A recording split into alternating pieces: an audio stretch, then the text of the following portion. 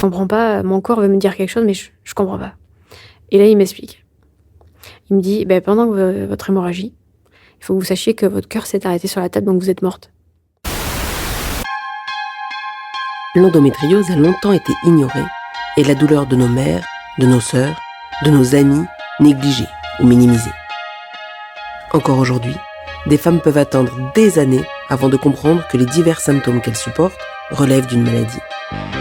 Quand on ne sait pas pourquoi l'on souffre, ou quand notre maladie n'est pas connue, comprise, alors on souffre non seulement dans son corps, mais aussi dans sa vie, son travail, ses relations.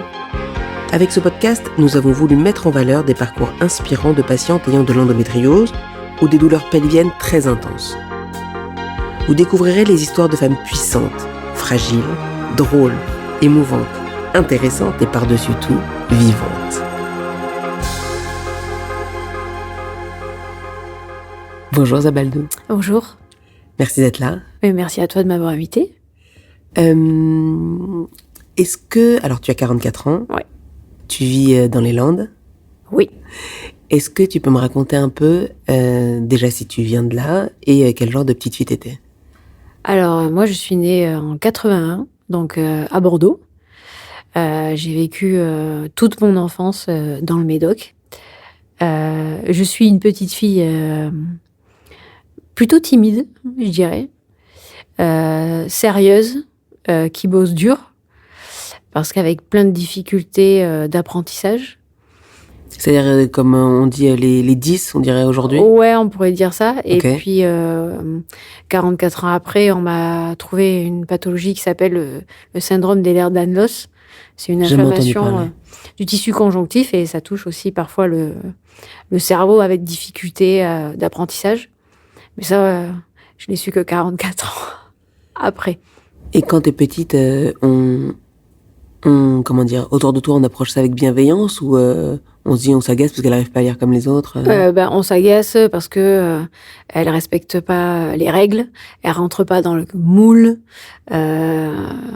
Et puis moi, je suis une petite fille rêveuse, très créative déjà dès mes 3-4 ans.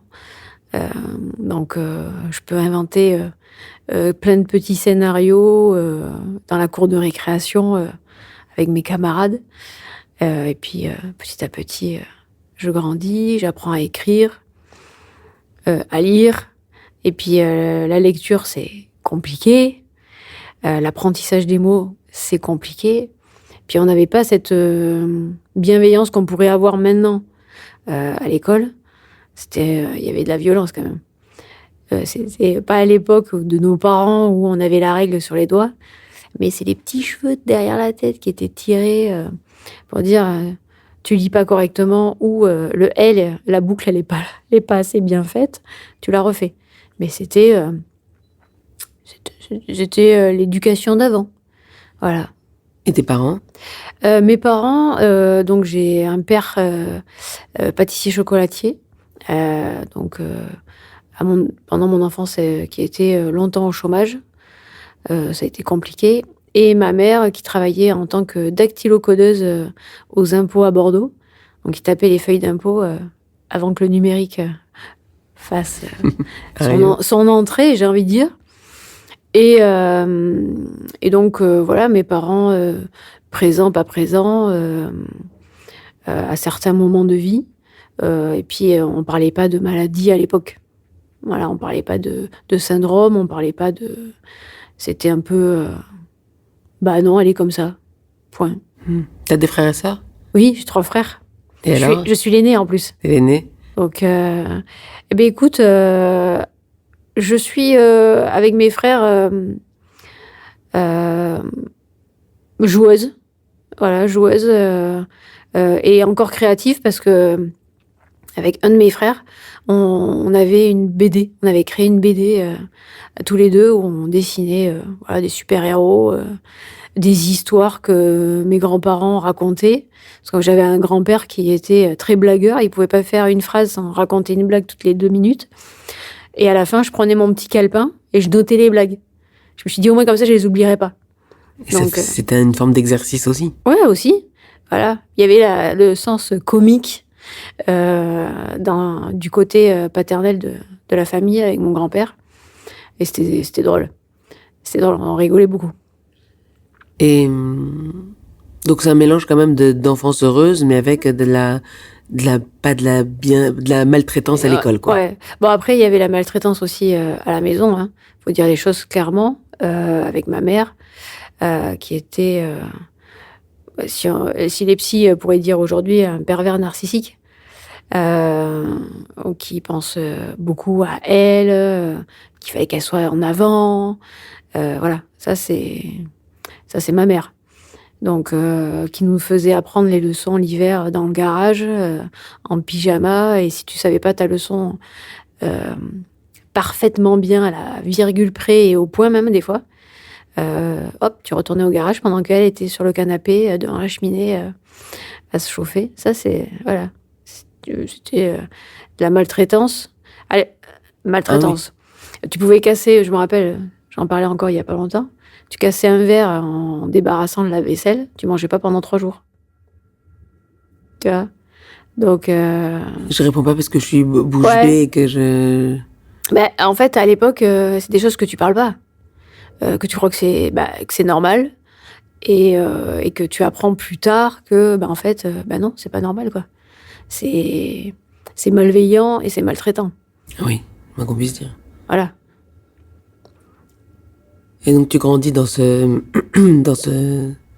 contexte-là. Ouais. Et tu as tes premières règles à quel âge? Alors moi, j'ai mes premières règles à 14 ans. Ouais. Et alors, ce qui est très drôle, c'est que ma mère ne m'en a jamais parlé. Tu sais ce que c'est les règles? En fait, j'apprends par ma grand-mère ce que c'est les règles. Et moi, je croyais que c'était bleu à l'époque. À cause de la télé? À cause de la télé. On te montre des pubs avec une serviette hygiénique et du liquide bleu. Quand j'ai vu du rouge, j'ai dit, putain, je suis un extraterrestre. Je suis pas comme tout le monde. Il y a un truc qui coïncide pas dans la vie, là. Et ma grand-mère qui fait, non, c'est tout à fait normal. Ne t'inquiète pas, tu vas avoir mal, mais c'est normal. Donc tu gardes ça dans la tête. Et donc, j'avance avec les douleurs. Et puis, ce syndrome d'Ehlers-Danlos, qui est quand même, voilà, que tu as dès la naissance, hein, ouais. Mais qui est pas décelé. Moi, j'ai des douleurs H24, dans les jambes, dans les bras, donc c'est compliqué. Indépendamment des règles. Indépendamment des règles. Et les règles sont encore beaucoup plus douloureuses, donc des fois, je suis pliée en deux, je peux plus même marcher, je peux plus rien faire. Mais comme disait ma grand-mère, t'as 2 jambes, t'es debout, marche. Et c'était l'époque où les grands-parents, il faut travailler. Si tu fais rien, l'expression t'es une feignasse. Ouais. Voilà, t'es flemmarde, tu veux rien faire. Et donc ça, dès le début, hein, quand j'ai compris que il fallait accepter, j'ai serré les dents très longtemps. Puisque moi, c'était vraiment des règles hémorragiques avec des gros cailloux qui tombaient. Je pouvais pas faire un pas sans que la serviette soit pleine. Il fallait que je revienne à la salle de bain, faire ma toilette, me rechanger. Et je pouvais changer de serviette comme ça 3 fois avant de sortir de la salle de bain. Il y a une prise en charge de ces règles qui sont pas banales. Est-ce que ta maman t'emmène chez votre généraliste, t'as plus de pédiatre peut-être à 15 ans, mais est-ce qu'il y a une prise en considération de cette particularité de tes règles, ou est-ce que c'est pas géré particulièrement? Non, il y a vraiment rien. Pour les parents, pour les grands-parents, c'est normal. Voilà, ça fait des générations qu'on dit que c'est normal d'avoir mal. Donc, t'inquiète, voilà, t'auras mal tous les mois, pendant 5-6 jours. Donc, de grandes règles. Mais non, il y a rien, pas de médecin, rien. Mais ils se rendent compte que t'as pas des règles banales? Écoute, je sais pas si ma mère et ma grand-mère avaient ce style de règles. Comment on n'en parle pas, parce que à l'époque, c'est encore tabou.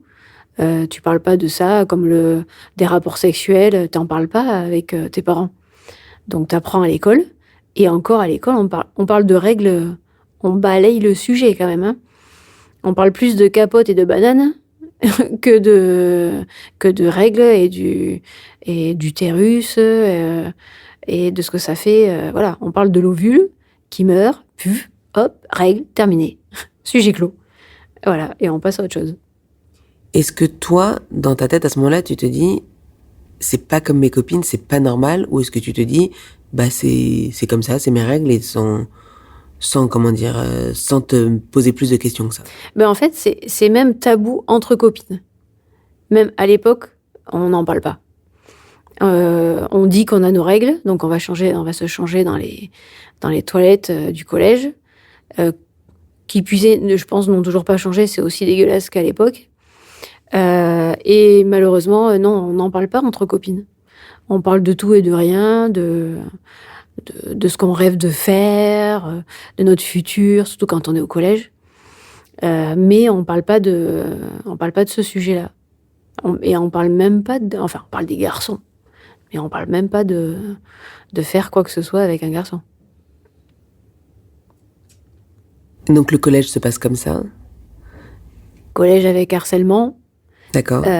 Parce que, tu connais l'expression trop gentil, trop bonne, trop conne? Ah oui. Voilà, ça c'est moi à l'époque. Donc je me fais bouffer, je me fais harceler, je me fais racketter pendant longtemps. Et puis un jour, quelqu'un qui travaillait au collège, qui connaissait mes grands-parents, a été un peu mon gardien. Ouais. Donc il avait toujours l'œil sur moi, et donc à partir de là, j'avais plus jamais été rackettée. Il t'a protégée? Il m'a protégée, ouais.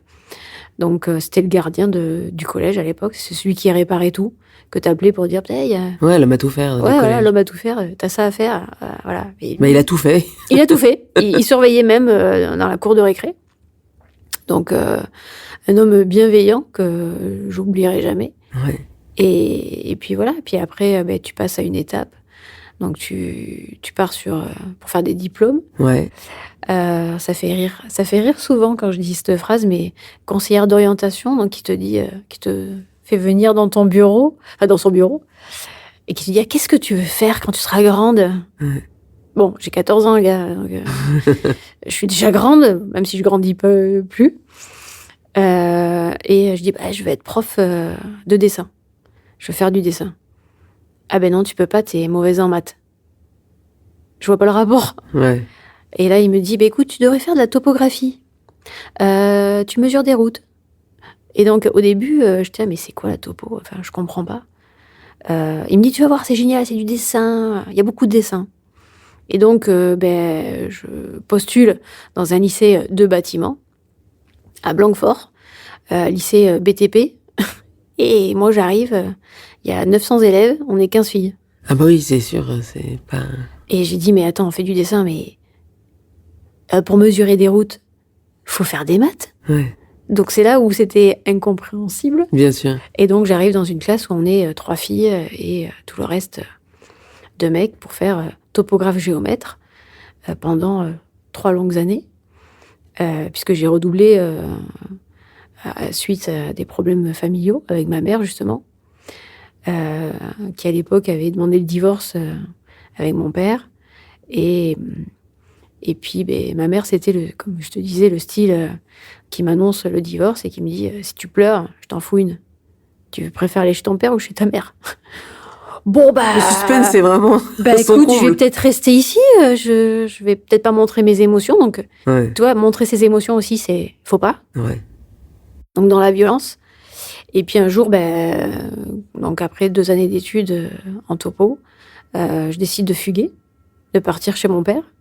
Ne sachant pas, il nous avait tous les 15 jours, mais c'était compliqué. Et après, en fait, je décide de partir. Donc, c'est des copines de classe qui me disent non, faut pas que tu partes. Il faut retrouver ton père. T'as son numéro de téléphone? Non, je sais pas. À l'époque, on n'avait pas de portable. Donc, c'est l'infirmière du lycée qui appelle je me rappelle, tous les magasins Point P de Gironde pour trouver mon père, jusqu'au dernier qui lui dit mais en fait, il travaille pas en magasin, il travaille au stock, je vous donne le numéro de téléphone. Et je vois le proviseur du lycée arriver et qui dit à mon père voici mon bureau, voici un annuaire, vous trouvez un avocat, mais il faut protéger votre fille. Et vous ne partirez pas d'ici tant que vous n'aurez pas trouvé un avocat. Et donc voilà, et là je pars chez mon père. Donc je me rappelle, c'était un jeudi. Et le samedi, mon père devait venir nous récupérer, c'était son week-end. Donc forcément, je reviens à la maison familiale. Et ma mère m'attendait devant la porte avec 2 sacs poubelles. Et j'avais interdiction de rentrer dans la maison. Parce que j'avais décidé de partir chez mon père. Donc j'étais plus la bienvenue. Et j'étais en période d'examen. Et donc on était au mois de mai. Et mon père me dit, écoute, je vais parler avec elle. Et pendant ce temps, toi, tu rentres dans la maison et tu récupères tes affaires d'école. Je rentre, j'arrive dans ma chambre. J'avais plus de matelas. Toutes mes affaires avaient été jetées. Et donc, je me suis dit, putain, je vais louper mon examen parce que j'ai plus rien pour réviser. Elle avait tout jeté. Waouh, ok. Donc, le lundi matin, j'arrive au lycée et je vais voir le proviseur et ma prof principale. Je dis, écoutez, j'ai plus rien pour réviser, donc je demande à redoubler. Je passerai mon examen, mais je pense que je l'aurai pas. Et je préfère redoubler, même si c'est un métier que je veux pas faire, mais je veux avoir au moins un bagage. Donc, je suis déterminée. Et donc, ils acceptent de me faire redoubler. Je passe mon examen, je l'ai pas. Mais pendant cette 3e année, je suis protégée par le milieu scolaire. Donc, par ce proviseur qui est bienveillant, qui protège aussi toutes les filles, parce que 15 filles dans 900 mecs. Voilà, quoi. On a connu la violence. Moi, je me rappelle, il y avait une fille qui avait été battue parce qu'elle n'avait pas embrassé le gars à l'époque. Donc, je me vois arriver les gendarmes avec toute la trique. Les ambulanciers, ils lui avaient arraché la moitié des cheveux, cassé 2 côtes, enfin bon, passé à tabac. Et ce proviseur bienveillant, il n'a pas cherché. Hein. Il a attrapé le gamin et il a dit, toi, tu mets plus un pied ici, terminé. Et quand j'avais passé mon diplôme, je me rappelle, parce que c'était un énorme lycée. Hein. C'est un lycée qui faisait des hectares et des hectares. Je crois qu'il fait 17 terrains de foot. Pour que tu vois, il y a la surface. J'exagère peut-être un peu en 17, mais c'est très grand. C'est très, très grand. Et il me dit, tu vas passer quoi comme examen là ? Français. Donc il était avec sa voiture. Je le verrai toujours en bas de parce qu'on avait... le bâtiment était en hauteur, donc il était dans sa voiture. Il fait « Ça se passe bien ? Ok. » Il prenait sa voiture et il allait à son bureau. Il me dit « Après, c'est quoi ? Maths. Quel bâtiment ? Ok. » Et donc, il était à la sortie du bâtiment. Il m'attendait. Il fait « Alors ?» Je dis « Non, ça s'est bien passé, ça s'est bien passé. » Et j'ai eu mon diplôme. Et après, je suis partie dans le stylisme. Donc, j'ai décidé de... Et on peut faire une petite pause pour dire que l'institution scolaire, après t'avoir maltraité, il y a eu quand même il y a eu la bienveillance. Deux personnes bienveillantes qui t'ont protégée. Complètement, Donc ça a très mal commencé et ça s'est bien fini. Et donc donc tu choisis donc évidemment de ne pas aller mesurer des autoroutes. Non, c'était pas mon truc, voilà. Et ta santé, elle va comment pendant ce temps-là ? Et ma santé, toujours mal, en fait, toujours ces douleurs de règles qui m'handicapent. Mais on avait des profs, encore une fois, une prof d'architecte qui était bienveillante, donc qui, elle, comprenait, même si on ne parlait pas d'endométriose ou quoi que ce soit à l'époque, mais qui comprenait que des fois, on n'était pas ouf, quoi. D'accord, donc la santé va pas bien, mais comment dire, on accueille des moments de fragilité, au moins on rajoute pas de la violence à la violence, à la douleur. Non, du tout. Et donc tu changes d'études. Je change d'études, donc je pars sur la couture. Ouais. Donc je fais un BEP mode en 1 an. Donc vu que j'avais mes diplômes, CAP opérateur, tout ça, géomètre, je passais pas tout ce qui était français, histoire, géo. D'accord. Voilà. Donc pendant 1 an, vraiment, je fais que de la couture. Ok. Je fais des stages pour rattraper un peu et me mettre à niveau de ceux qui sont déjà en 2 ans de couture. Ouais. Et malheureusement, en juin 2000, je suis en stage et j'ai d'énormes douleurs au bras, comme une crise cardiaque. Pareil, c'est les mêmes symptômes, c'est la même chose. Je me sens pas bien, j'ai des bouffées de chaleur. Et puis on était en mois de juin, donc il faisait très chaud. Et elle me dit, écoute, va chercher à la mercerie du coin. Donc j'étais chez une petite couturière. Elle me dit, va chercher à la mercerie des boutons. Voilà. Et dans la petite ruelle, en fait, je commence à m'étouffer. Et je me tombe devant une pharmacie. Dans la pharmacie, il y avait un médecin qui m'a ausculté de suite et qui me dit vous êtes en train de faire un pneumothorax, on va vous mettre des drains. J'appelle les ambulanciers, j'appelle les pompiers, les ambulances. Voilà, donc ils viennent me récupérer.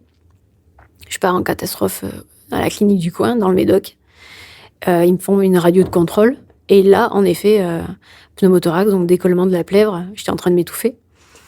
Et il me dit on va vous drainer. Donc, c'est la première fois de ma vie, à 19 ans, que je devais me foutre à poil devant un médecin. Et je voulais pas sortir mon soutif. Et malheureusement, il devait me... Ils l'ont coupé, non? Ouais, en fait, il devait me couper au milieu des côtes, enfin sur le côté en l'occurrence, pour faire passer des drains. Mais moi, je regardais les films, les séries d'époque médicale, où tu voyais 2 petits trucs dans le nez pour respirer. Je me suis dit, bon, en fait, pas besoin de faire des trous. Je vais respirer par le nez. Que nenni! Un tuyau de 2 cm de large qu'on t'enfonce dans les côtes, donc on te scalpe entre les côtes et on t'enfonce les tuyaux. Alors pour que ça parle à d'autres, tu sais, dans les films et dans les séries, quand ils sortent le bic et qu'ils mettent le bic dans le petit tuyau. Ouais, bon, c'est pas le petit tuyau, hein. C'est le gros. Et je me rappelle juste de l'urgentiste qui me dit tu veux les cicatrices sur le côté pour pas qu'elles se voient ou tu les veux sur la poitrine? Sur le côté, tant qu'à faire, à choisir. Et au début, je voulais vraiment pas sortir mon soutif. Il me dit, il faut que tu sortes ton soutif. Sinon, je le scalpe. Ah, je dis, c'est ma grand-mère qui l'a acheté, je vais peut-être le sortir. Et donc, voilà, donc après, je fais de la réa. Et tu es anesthésiée ou? Anesthésiée locale. Donc, ils me drainent. Donc, ils me mettent 2 tuyaux dans les côtes. Je reste en réa pas loin de 3-4 jours. Après, je vais en chambre. Donc, je suis branchée à une machine qui aspire. Et donc, en fait, je suis alitée. En fait, je peux être sur un lit et assis, mais je suis branchée à une machine. Mon corps est branché à une machine. Et il se demande d'où ça vient à 19 ans, comme ça? Alors, je me rappelle du chirurgien à l'époque qui me dit, mais je comprends pas. Tu n'es pas trop maigre. Tu n'as pas fait une chute, comme par exemple un charpentier qui tombe, il y a une chute, il y a un décollement de la plèvre, c'est logique. Il me dit, c'est illogique. C'est incompréhensible. Et donc, je sais, des années plus tard, que ça peut venir de ces 2 pathologies. Soit l'endométriose, soit Ehlers-Danlos. Donc, en fait, il y a une question, est-ce que c'est l'un, est-ce que c'est l'autre? Mais je parle de ça des années plus tard. Et j'apprenais aussi que, avec l'endométriose, tu pouvais faire des pneumothorax spontanés avec un nodule qui remonte jusqu'au poumon. Et en effet, ça peut déclencher. Mais comme à l'époque, on parlait pas de ça, et on parlait même pas encore d'Ehlers-Danlos, on comprend pas. On comprend pas. Et donc, je garde la machine 15 jours, je sors, et à partir de là, j'essaie de passer mes diplômes, parce que c'est période d'examen. Et franchement, vu ce que j'avais vécu, j'y suis allée en disant j'en ai rien à foutre. Je l'ai pas. C'est pas grave. Je suis en vie. Ouais, voilà, exactement. Et donc, quand je suis arrivée à l'examen, c'était faire du patronage sur l'informatique, tout ce que je détestais. Donc vraiment, mais alors j'y vais nonchalant. Je passe mon diplôme et puis je veux travailler en boutique. Donc, je respecte pas trop le protocole médical où ils me demandent de me reposer. Et je fais une journée en boutique de fringues. Et puis, je rentre chez mes grands-parents parce que c'était un essai.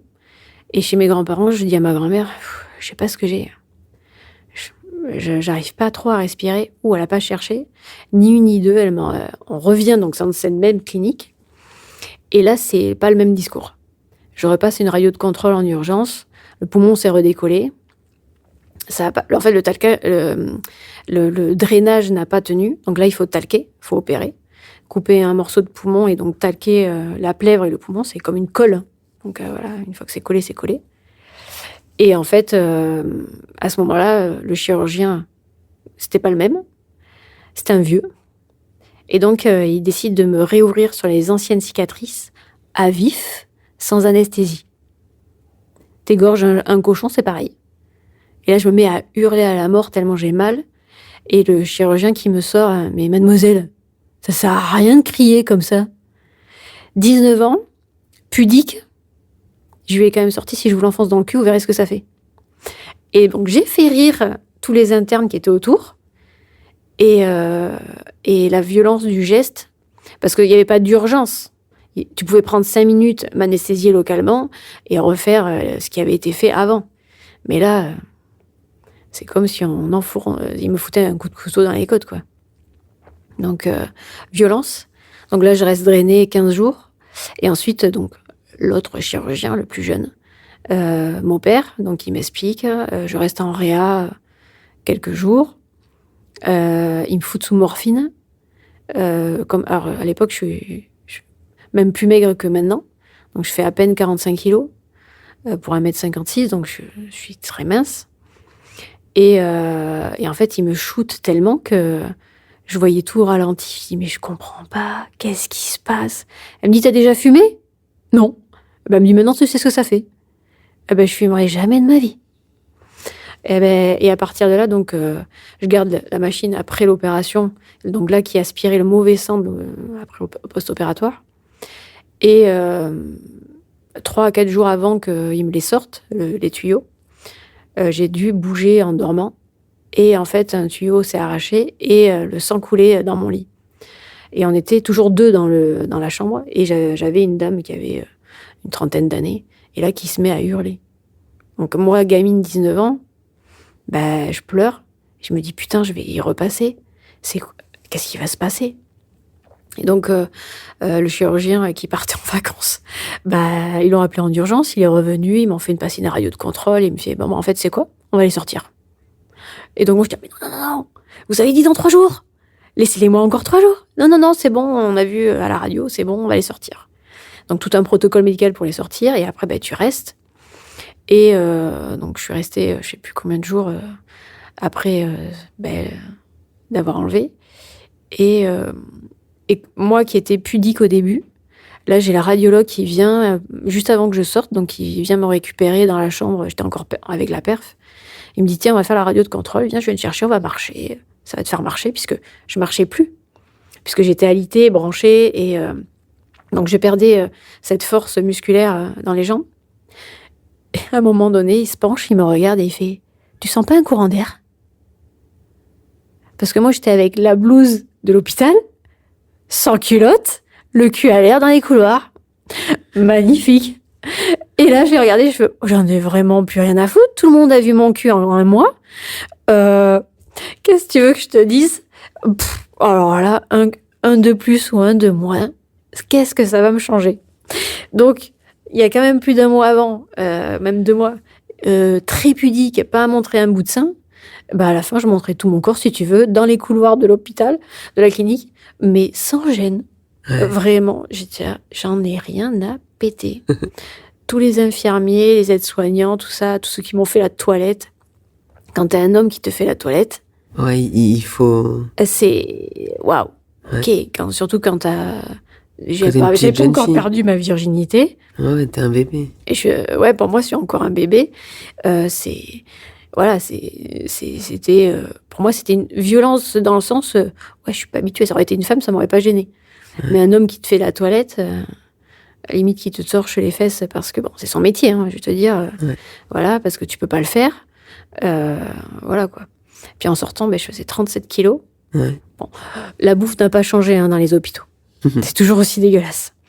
Et donc, le chirurgien, pour blaguer, il me dit, écoute, fais gaffe au coup de vent pour pas t'envoler. Donc, c'était quand même une façon de te dire qu'il fallait que tu te retapes un peu. Ouais, exactement. Et donc, pendant 1 mois, puisque c'était juillet, donc tout le mois d'août, j'avais ordre de vraiment rien faire. Donc, c'était ma grand-mère qui me faisait la toilette, qui m'habillait. On allait marcher, mais on faisait vraiment de la marche très douce. Et puis, j'allais passer mon bac. Donc, après mon BEP, je m'étais inscrite au bac pro vêtements accessoires de mode. Et puis, avoir tes règles pendant que t'es opérée, c'est pas ouf, quoi. Donc, ton corps change, les douleurs sont plus intenses, et puis, tu faiblis plus vite. Donc, tout ça, ça rentre en considération. Bien sûr. Aussi. Et puis voilà, après, je fais 2 années d'études dans le stylisme. Donc là, tu es heureuse, là? Ah ouais, là, je suis bien, là. Et ta santé? Ma santé, petit à petit, je me remets de ces opérations qui est quand même lourde. J'avais perdu mes cheveux. Moi qui avais de superbes anglaises, les cheveux longs, je me suis retrouvée avec un carré, cheveux raides, avec... Et pourquoi? En fait, j'ai coupé les cheveux parce que pendant 1 mois et demi, pas de shampoing, les médicaments, le fait d'être alité, tu sais, c'est un peu comme les bébés quand ils ont des cheveux au début et qu'ils perdent leurs cheveux derrière la tête. Moi, c'était ça. D'accord. Et donc, tout le monde, quand je suis arrivée dans ce lycée-là pour le bac, me disait « T'as un cancer ?» Je dis « Non, je n'ai pas un cancer. » Et en plus, j'étais dispensée de sport pendant 1 an. J'avais pas le droit de souffler dans un ballon, pas mâcher un chewing-gum. Vraiment, j'avais un truc peut-être pas commun pour... Oui, bête. très contraint, quoi. Ouais, contraint, et je vais faire hyper gaffe. Donc, je fais 2 ans d'études en stylisme. C'est là où je suis apprentie costumière à l'Opéra de Bordeaux. Et je trouve que Qui est sublime. Mais c'est génial. C'est génial, tu retouches les costumes. Donc, j'ai commencé mes stages et mon apprentissage dans le côté retouche. Et le dernier que j'ai fait, c'était à la création de costumes, à la création d'un spectacle. Et voilà, je me suis dit, ouais, ok. T'as trouvé ce que tu voulais faire dans la vie. C'est génial. Créer un spectacle. Et en fait, à la base, moi, je voulais... Plus je regardais, mais j'avais plaisir à regarder le metteur en scène faire naître une œuvre de A à Z. Même si moi, en tant qu'apprentie costumière, je participais... c'est comme dans le cinéma, hein. Si tu mets pas de costume, à un moment donné, c'est un porno que tu tournes. Hein. Ok. Je l'ai pas vu venir. Tu vois. Donc, si tu mets pas de fringues, les costumes, c'est important. Bien sûr. Voilà, le maquillage pour avoir une jolie gueule devant la cam, c'est important. On parle pas assez du maquillage non plus. Je suis d'accord. Tu vois. Donc, sinon, c'est une gueule pourrie, pas coiffée, et puis il va tourner un film comme ça. Voilà. C'est qu'est-ce qu'on a fait au bon Dieu à poil. Tu vois. C'est un peu ce style-là. Et donc, je prends plaisir à faire ça. Et puis, c'est du... Comment on appelle ça? J'ai plus les termes. Mince. Intermittent du spectacle. Ouais. Donc, c'est pas du travail non plus sûr. Donc, je pars, je fais des petits boulots, je continue. Et puis après, je monte mon entreprise de retouches à Bordeaux. Donc, je fais les retouches pour les magasins de couture. Justement, il y avait la Galerie Lafayette, des petites boutiques Jennifer, Camailleux, Armentières, tout ça. Et c'est vrai qu'à un moment donné, malheureusement, les magasins fermaient les uns derrière les autres. Et je me suis retrouvée avec plus qu'un seul petit magasin. Et j'ai dit, écoutez, soit vous m'embauchez, mais moi, je suis obligée de fermer.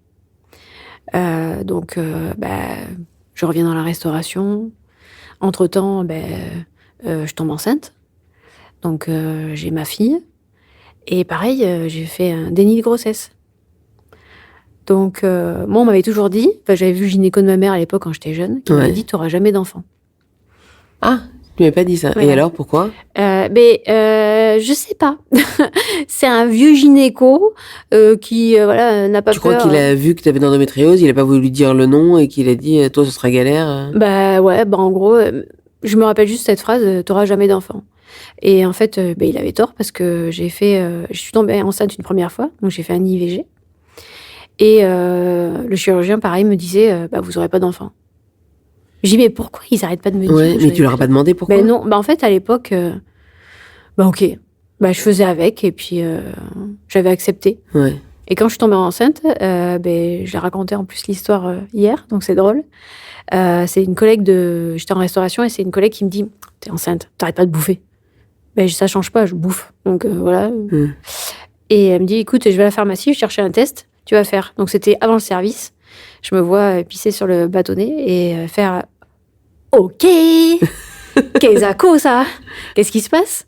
Et le papa, il est dans le film ou c'était un... le papa est là, hein, donc voilà. Et Pardon, mais je savais pas si c'était un amoureux de passage. Non, c'était on était en couple. D'accord. J'étais en couple. Et le papa, écoute, quand je lui ai annoncé que j'étais enceinte, il a pleuré, mais pas dans le bon sens. Ah. Il pleurait, il fait putain, mais comment je vais faire avec mes potes? Je fais waouh, ok, d'accord, ok. Et même encore hier soir, on parlait, hein, on disait, mais je me suis dit, mais pourquoi je suis restée? Et en fait, peut-être que dans l'univers, je devais créer ma fille. Ma fille devait être là. Donc, ma fille est née. Et La grossesse s'est passée comment? eh bien, écoute, la grossesse s'est passée hyper bien. Alors, pour une personne qui ne devait pas avoir d'enfant, je trouve que je suis tombée assez facilement enceinte. Après, j'avoue, je prenais pas la pilule, mais on mettait le préservatif. On faisait attention quand même. Ah oui, quand même. Donc, t'es quand même tombée enceinte avec pas mal de, ouais, il y de avait des barrières. trucs, voilà, il y avait des Elle devait barrières. être là, quoi. Voilà, donc après, je peux pas te dire si à l'époque on avait... Oui. dire si on avait gardé la capote ou pas, je ne peux pas te dire, mais voilà. Je suis tombée enceinte, donc j'allais sur mes 3 mois. Donc là, plus possible de faire IVG, puis j'avais pas envie. Voilà. J'avais pas envie, ma fille était là. Enfin, je savais pas que c'était une fille, hein, donc. Mais t'avais envie de ce bébé, quoi. Voilà, j'avais envie, et puis voilà, puis elle a grandi. La maternité s'est très bien passée. Pour moi, ma vie, c'est un film comique. Parce que je faisais le rapport, tu sais, tu fais la préparation d'accouchement. Donc ma fille va arriver, et puis la femme, elle te dit quand vous perdez les os, ça ne tache pas les voitures. Vous pouvez prendre votre véhicule. Ouais. Puis elle parlait comme ça en plus. Hein. Donc un jour, je perds les os, et je suis hyper maniaque.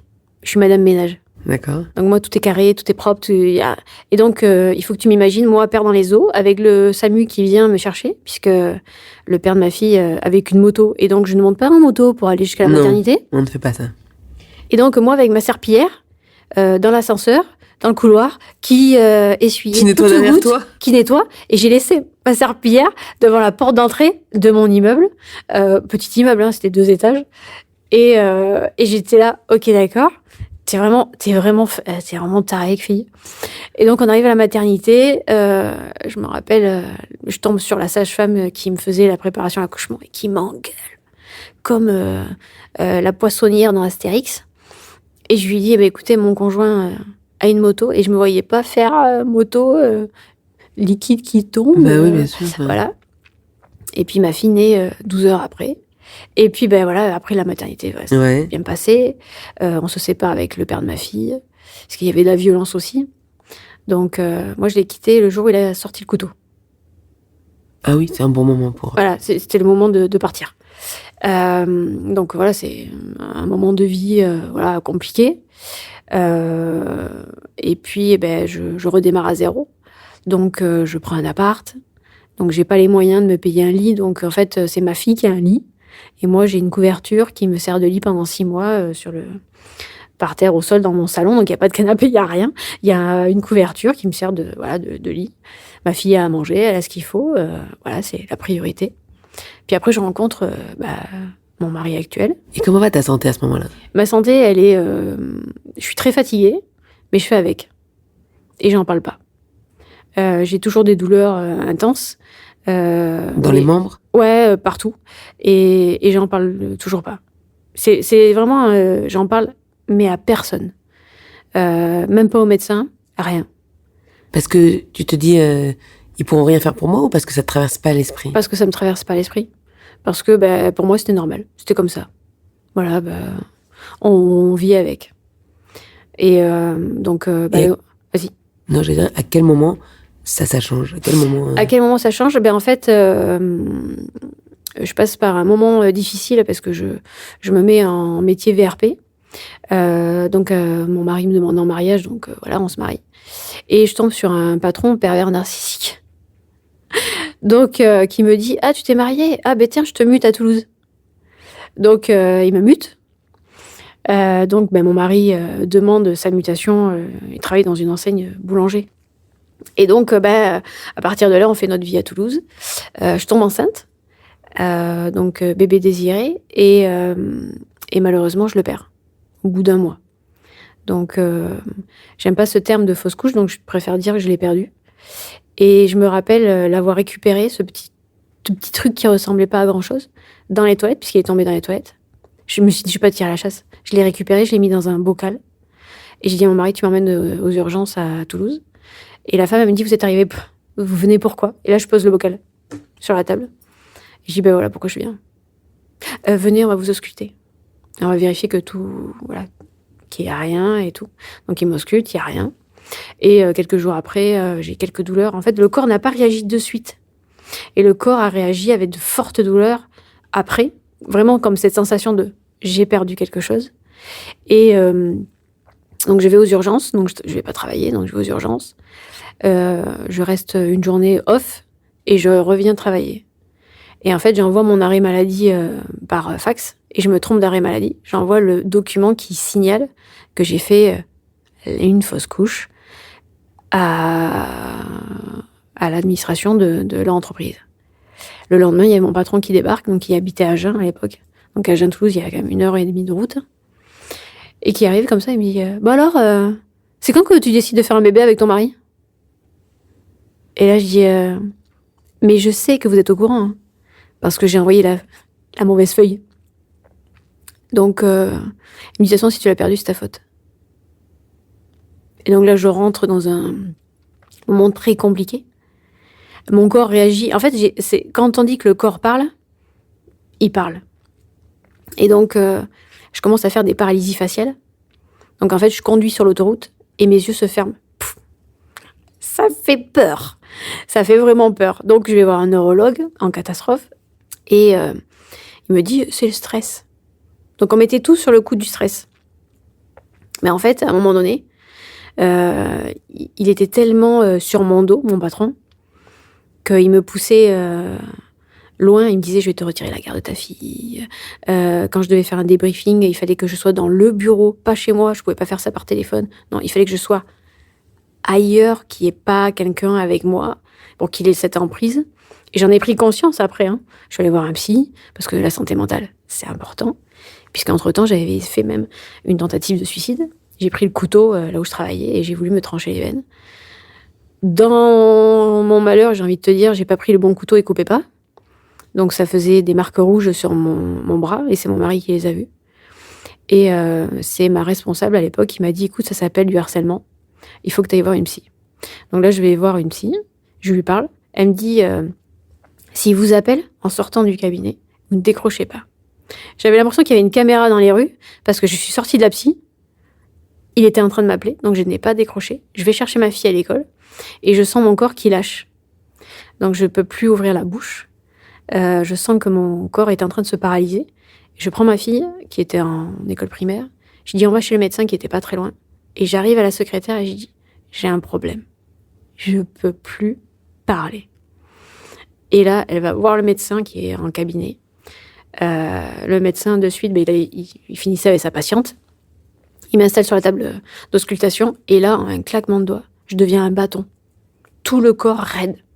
Tétanie. Direct. Et là, il va voir les patients dans le cabinet. Il dit, si c'est rien de grave, reprenez rendez-vous. Mais là, il faut que je reste.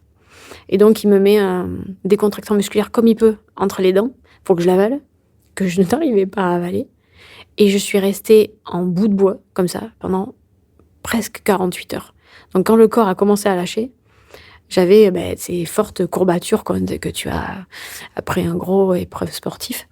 Et donc, le médecin qui me met en arrêt maladie. Et là, il dit à mon mari, vous lui sortez le téléphone, l'ordinateur, et je fais les démarches pour qu'elle soit licenciée. Donc, il appelle là où j'étais enregistrée, médecine du travail, pour parler de ce harcèlement qui était intensif et qui me rendait malade. Et puis, on trouve donc cette administration française, voilà, je sais pas comment ça s'appelle, donc où tu passes des visites médicales. Ouais. Et donc, qui me dit, qui comprend et qui me dit, vous inquiétez pas, je vous mets inapte à tout poste. Vous n'y retournerez pas. C'est fini, terminé. Et ça m'a sauvée. Et entre-temps, je tombe enceinte de mon fils. Et alors là, grosse surprise. Ok, donc en fait, je suis licenciée le 3 janvier et j'ai accouché le 4 février. Nouvelle vie. Mais excuse-moi, mais de l'année d'après? Ouais. Ah oui, je me dis, elle a fait un deuxième déni de grossesse, elle a accouché un mois après. Non, en fait, de l'année d'après. L'année d'après, D'accord. donc j'accouche donc de mon fils. Pareil, accouchement impeccable. Je tombe sur Pour quelqu'un, dis donc, qui pouvait pas avoir d'enfant. Bah ouais, 4 grossesses, 2 gosses. Cherche l'erreur. Donc, et pareil, on parle toujours pas de douleur de règles, on parle de rien.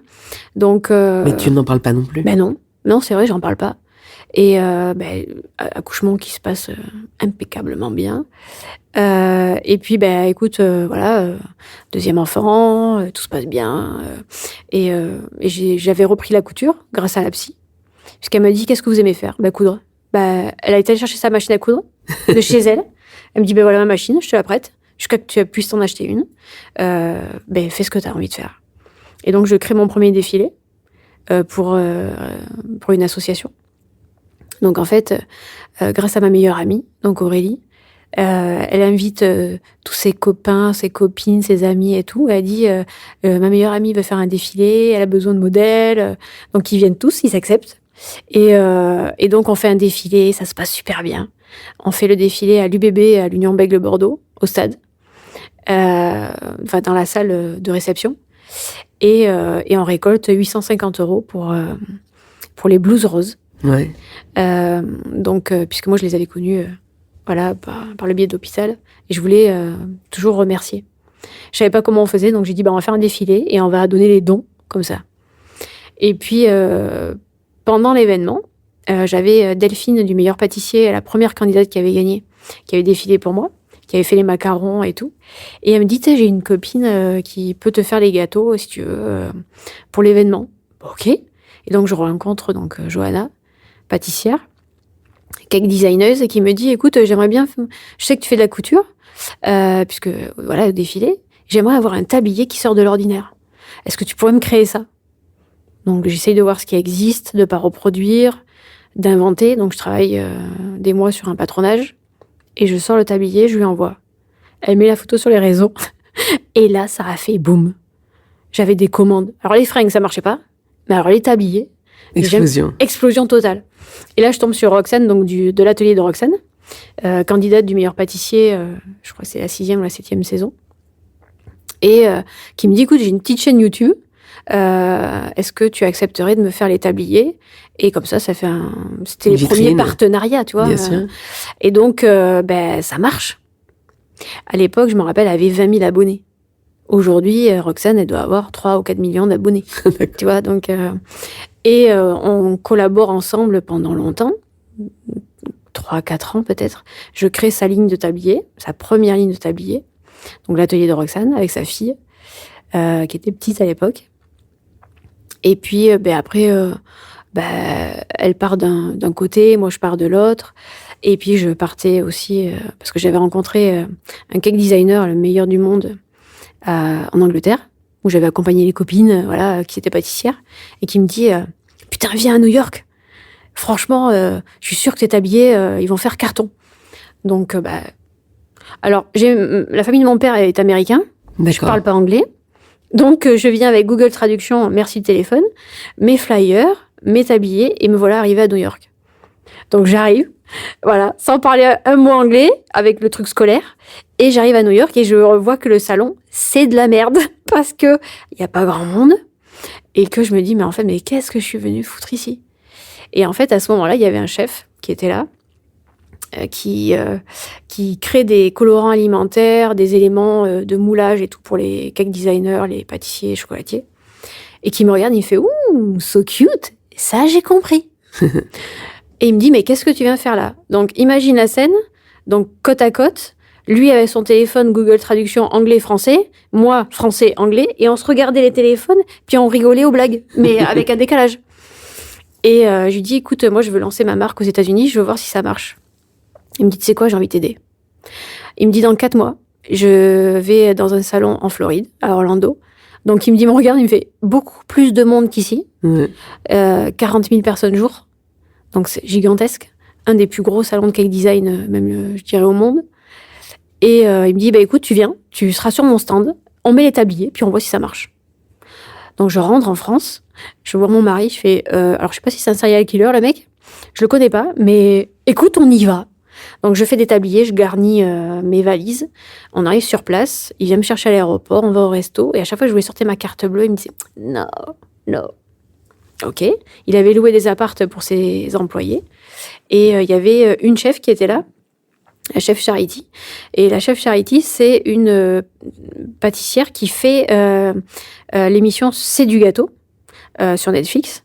c'est elle qui crée les gâteaux que les candidats doivent reproduire. D'accord. Et comme ça ressemble à que dalle, ils doivent dire, en fait, c'est du gâteau. Ça ressemble à rien, mais c'est du gâteau. Ok.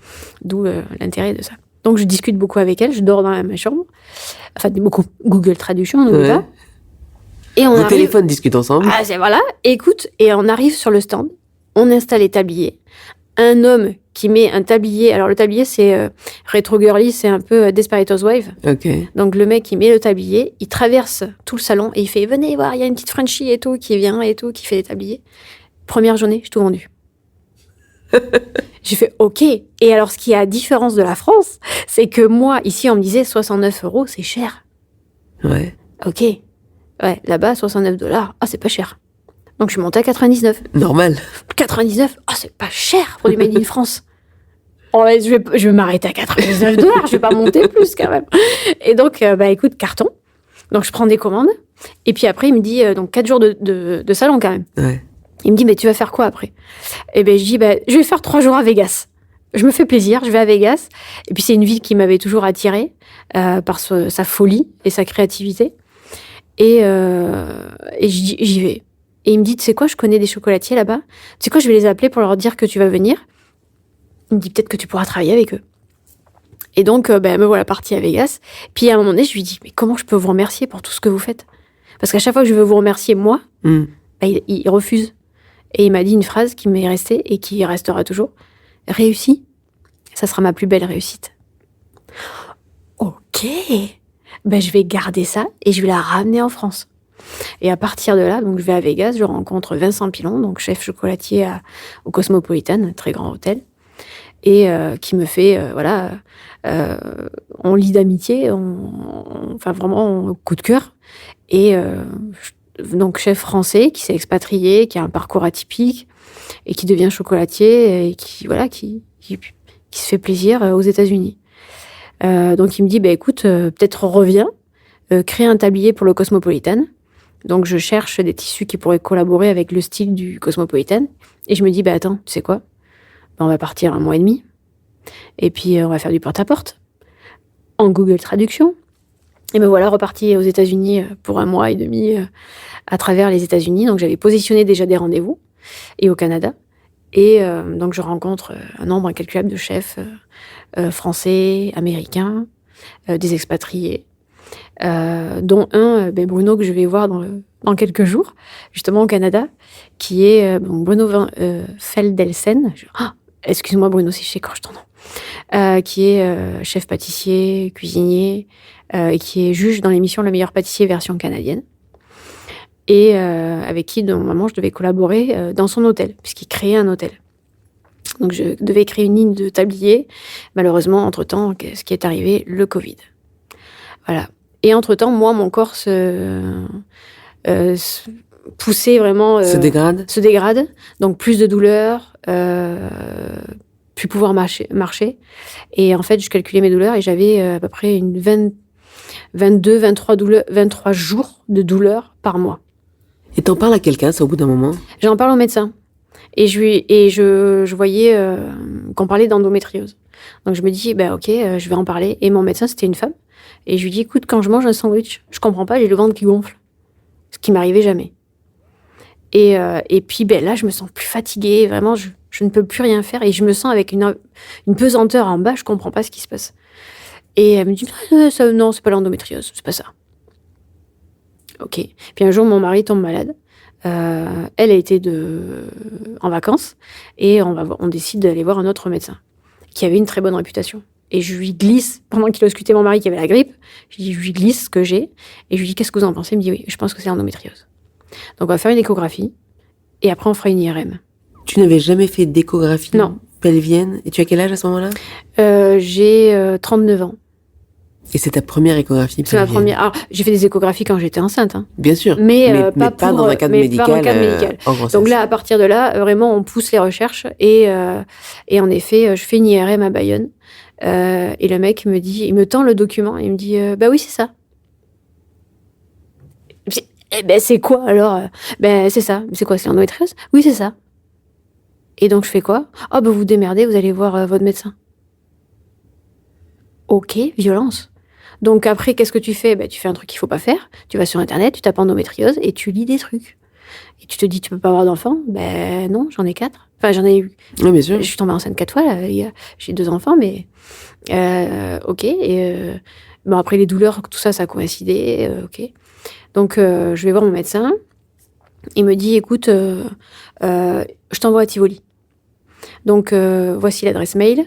Donc, j'ai fait le mail pour avoir un rendez-vous. Et je tombe sur le docteur Merlot. Donc, il m'ausculte. Il me dit, écoute, bon, il me tutoie pas. Maintenant, oui, mais avant, non. À l'époque. Et il me fait, il faut refaire une IRM parce qu'elle n'a pas été très bien faite. On voit quelque chose, mais on n'arrive pas à deviner. Donc, je repasse une IRM à Florac. Et il m'explique que, en fait, il voit pas d'endométriose, mais il voit une adénomiose. Et là, il me dit, voilà. Ça suffit à expliquer tous tes symptômes? Ça explique pas mal de symptômes. D'accord. Cet effet de pesanteur et de lourdeur et de douleur tout le temps. Mais entre-temps, j'avais été opérée à Toulouse pour faire une chirurgie explorative. Et que le mec, à l'époque, il m'avait enlevé un ligament utérosacré et il me dit, je vois rien. Attends. Et puis il a refermé. Attends, tu m'as pas raconté ça? Mais non, parce que en fait, j'ai bien avancé. Mais en fait, entre-temps, entre les deux, si tu veux, ouais. Je revais voir ma gynéco à Toulouse qui m'avait accouché de mon fils, et je lui explique, et elle me dit, écoute, ce qui serait bien, c'est de faire une chirurgie explorative pour voir si t'as de l'endométriose. Ouais. Et donc lui m'opère, ce médecin, soi-disant, qui commençait à se spécialiser, et ça a été ouvert, fermé, enlevé un ligament utérosacré, et il me dit, mais j'ai rien vu, il y a rien. Mais s'il l'a enlevé, pourquoi? C'est qu'il devait être plein d'un... Aucune idée. En fait, on parle pas. Vraiment, les médecins, avec moi en tout cas, ils parlent pas. Donc, quelques années, enfin, même pas quelques années, hein, quelques mois passent et tout ça. Et donc après, je vais voir donc Monsieur Merlot, qui me dit, bon, refais l'IRM. Je refais l'IRM, donc encore une fois, l'adénomiose. Et le radiologue me dit, malheureusement, pour soulager l'adénomiose, il faut faire une hystérectomie. Donc, ok. Donc, on réfléchit avec mon mari. Je revois le docteur Merlot qui m'explique que c'est à moi de choisir. Donc, ça, c'est déjà bien. On parle de choix. Un truc qu'on m'avait jamais parlé, quand même. Pour un chirurgien, j'étais étonnée. C'était la première fois qu'on me disait écarte les cuisses. Merlot ne m'a jamais dit écarte les cuisses, je vais aller farfouiller pour voir où t'as mal. Ouais. Et je lui ai même posé la question une fois. Je lui ai dit, mais pourquoi vous ne m'auscultez pas? Il m'a dit, je pense que vous avez assez mal. J'ai pas besoin d'ausculter. Je fais, ok, d'accord. En fait, je suis entendue. Ouais. Et donc, il m'explique l'hystérectomie, la chirurgie, voilà. Et puis, avec mon mari, donc moi, j'avais arrêté la couture. Donc, j'étais en stand-by, je cherchais du travail. Je voulais rentrer dans le salariat. Et donc, je trouve un boulot. Et on avait déjà planifié la chirurgie avec le docteur Merlot. Et j'ai dit, écoutez, j'ai trop de principes. Si vous êtes OK, on annule la chirurgie. Parce que ça faisait 3 mois que j'étais embauchée. J'allais pas dire, OK, je vais me faire un arrêt maladie de 4 mois ou 5 mois, enfin, suivant ce que ça faisait. Et si ça vous dérange pas, on va attendre 1 an. Il me dit, non, c'est toi qui décides.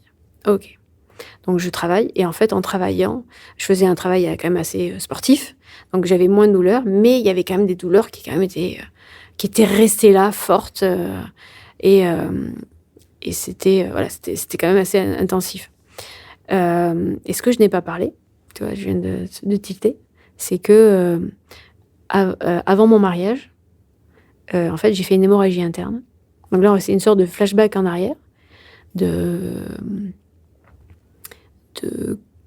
c'était en 2022, donc on va dire 12 ans en arrière. Enfin, on revient en arrière. Je fais une hémorragie interne. Donc, je vais à l'hôpital de Pellegrin.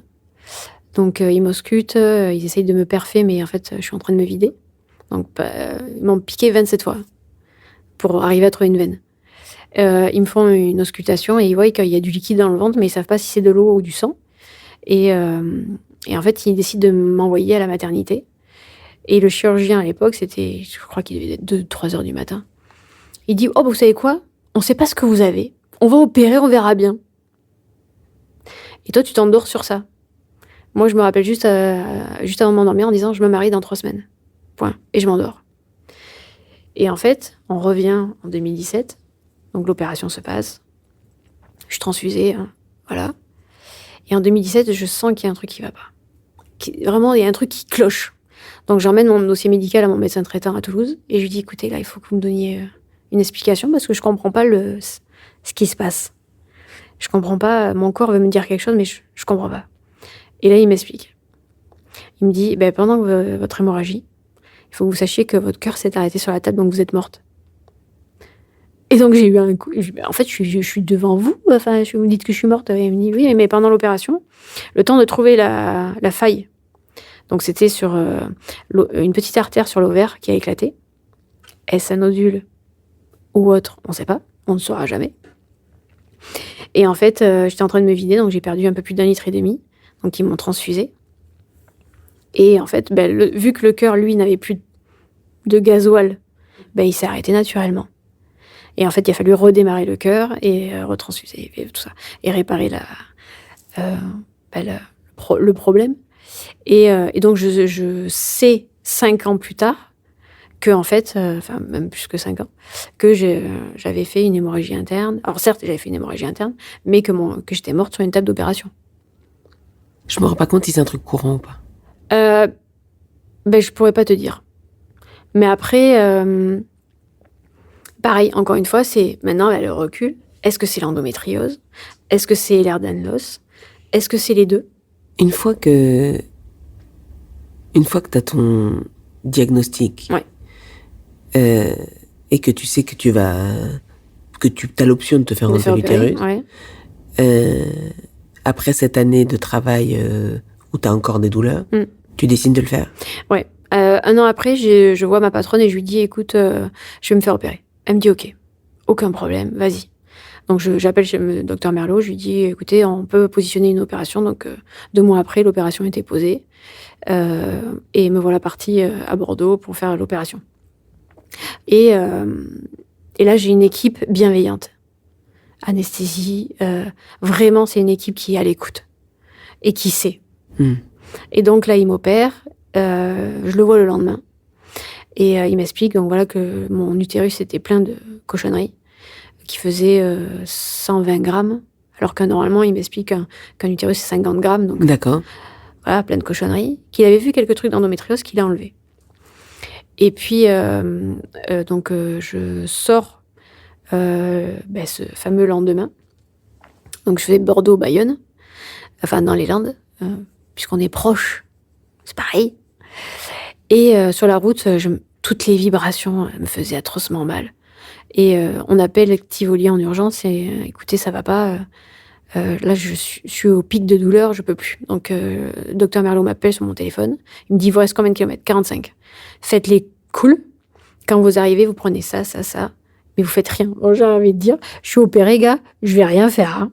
Je vais me poser sur mon canapé, je vais vraiment rien faire. Et ce qui m'a surprise, c'est qu'il m'a appelé 3 à 4 heures après pour savoir si le traitement commençait à faire effet. Donc j'ai dit, ça va mettre du temps, je pense, j'imagine, mais pour l'instant, ça fait pas effet. Il me dit, oui, ça va, là. Il reste encore 1 heure et après, ça va faire effet. En effet, c'était le cas. 6h30 du matin, chez moi, sur mon fixe, téléphone qui sonne, je décroche. Oui, c'est docteur Merlot, c'est pour savoir si vous avez passé une bonne nuit. C'est la première fois de ma vie que je voyais un chirurgien qui prenait soin de sa patiente, même en dehors de la clinique. Et donc, j'ai gardé un peu cette bienveillance. Et pendant ma convalescence, j'ai dit, putain, fais ce que tu as envie de faire. Et donc, j'ai écrit un scénario. D'un film que j'ai réalisé après, mais j'ai écrit le scénario. Et je l'ai envoyé au docteur Merlot. Je lui ai dit, qu'est-ce que vous en pensez? Côté médical, qu'est-ce que vous en pensez? Et je parlais que de l'hystérectomie. Il me dit, parle pas que de l'hystérectomie, parle d'autre chose. Et en fait, j'avais récolté des témoignages sur les réseaux sociaux de personnes qui avaient fait des parcours PMA. Et donc, j'ai dit, on va inclure dans le film l'hystérectomie et la PMA, les deux opposés. J'écris le film, donc j'envoie Dr Merlot, donc je change cette histoire, je récolte les témoignages, je fais un appel pour tourner le film, et je me dis, on va le faire. On va le faire. Donc pendant ma convalescence, je prends des bouquins, je me forme au cinéma, comment tenir une caméra, quel plan faire, vraiment la base, quoi. Comment tu fais pour avoir des fonds? Eh ben, je me fais un crédit. Je fais un crédit, j'autofinance. Donc, entre-temps, je rencontre mes acteurs principaux. Donc, Julian et Kenji, qui font partie du groupe d'Asquad, qui était à Incroyable Talent, où ils ont fini 3e, je crois que c'était en 2021. Ils m'ont fait pleurer à chaque intervention qu'ils faisaient. Et c'est ce que je voulais. C'est-à-dire que dans le film, il n'y a pas de dialogue. Je voulais que ça soit une émotion qui était transmise par le geste, la musique, parce que la musique, ça nous touche, et que ça soit chorégraphié. Et quand je leur ai parlé du scénario, ils ont accepté de suite. Et le scénario, donc c'est l'histoire d'un couple? Ouais, c'est l'histoire d'un couple, en fait, qui a beaucoup de souffrance et qui, sur le tard, découvre qu'il y a la maladie de l'endométriose. À partir de là, en fait, il y a un choix à faire. Quel choix elle va faire? Donc, dans le film, elle choisit en premier l'hystérectomie. Et donc, ce film existe? Et le film existe. Écoute, je l'envoie à Cannes. Je me dis, soyons fous. Rêvons jusqu'au bout. Je l'envoie à Cannes. Bon, je suis pas sélectionnée. Dans le sens, j'ai envie de te dire, j'ai reçu le mail. Il y avait 4580 films cette année. 11 sélections. Ouais, je suis pas sélectionnée. Je suis pas du 7e art. Je suis pas Al Pacino ou d'autres réalisateurs. Enfin bon, peu importe. Et donc voilà. Et à partir de là, je l'envoie dans d'autres festivals internationaux. Et je reçois, je m'en rappellerai toujours, le premier prix. C'était à Athènes, mention honorable pour l'histoire la plus créative. Waouh. Ok. Et ainsi. Et ensuite, meilleur film expérimental en Italie. Non pas en Italie, en Suède. Meilleur film expérimental à New York, à San Francisco. Ensuite à Los Angeles. Donc Los Angeles, j'avais la mention honorable. Donc j'étais pas gagnante, mais j'étais mention honorable. Donc j'ai pu partir à Los Angeles, faire le tapis rouge. C'est génial. Quand t'arrives, t'as 400 réalisateurs, producteurs, acteurs, un des plus grands festivals de courts-métrages. Et tu dois passer devant le tapis rouge et que t'as la femme qui te regarde et elle donne le tempo. Elle fait smiling, smiling, smiling. Et elle rigole pas par contre. Hein.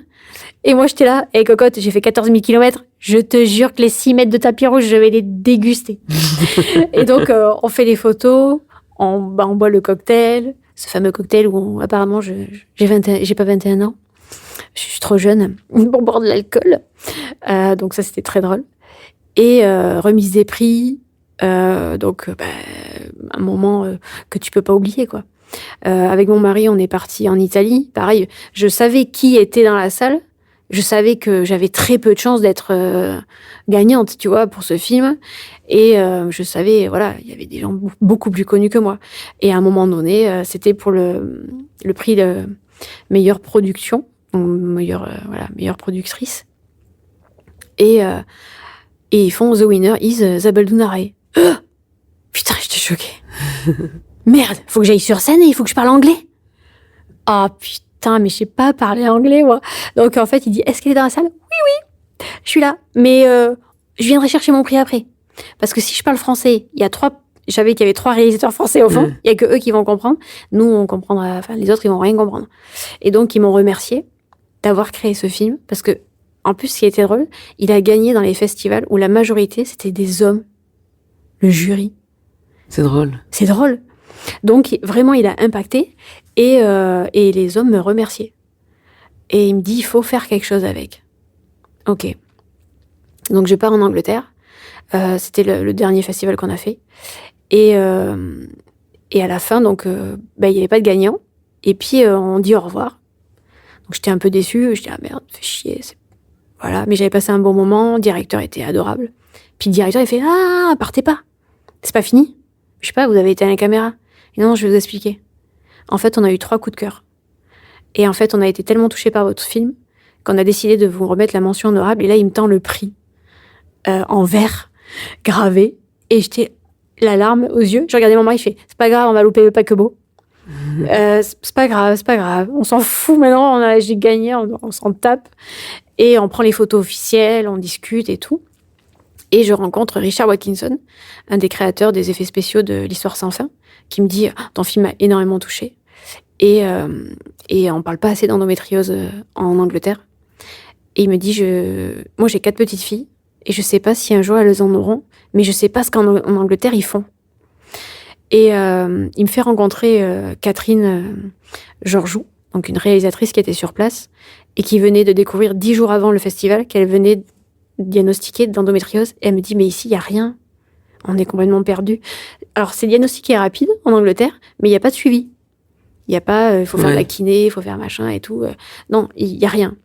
Donc, ça reste dans le creux de ma tête. Et Richard me dit, et si les hommes, ils avaient leurs règles? Comment ça se passerait? Et donc, je rentre d'Angleterre, je contacte Nathalie, la para qui est avec nous, et je lui dis, écoute, j'ai une idée un peu folle, parce que je l'avais vue sur scène, je sais qu'elle écrivait beaucoup, et j'adorais son écriture. Et je dis, écoute, moi, je veux une comédie. Voilà. Donc, elle a écrit, et on relisait et tout ça.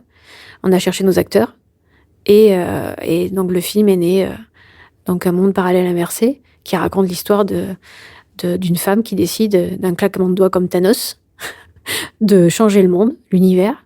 Et en fait, c'est les hommes qui ont leurs règles et qui accouchent. Et voilà. Et donc, le film est né. En fait, a fait naître l'association. Ouais.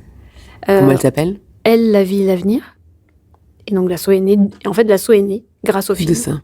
Voilà. T'as dit tout à l'heure que tu partais au Canada bientôt. Ouais. Tu vas faire quoi, là? En fait, je vais réaliser le film documentaire qui s'appelle « Tu n'y arriveras jamais ». Ça va parler. Donc, parce que tu n'es pas diplômée, ou parce que tu n'es pas formée, ou parce que tu es une femme. C'est une phrase que je pense que beaucoup ont entendue dans leur enfance. Et en fait, je pars donc au Canada, aux États-Unis, rencontrer ou re-rencontrer ceux que j'avais vus, et de pouvoir en fait les interviewer pour raconter leur parcours. Est-ce que tu peux me dire ce que signifie ton prénom? Alors, Zabaldou, en basque, ça veut dire éclore, une fleur qui éclot. Et il y a pas longtemps, il y avait un projectionniste qui me dit ça veut dire le spectacle commence. Merci.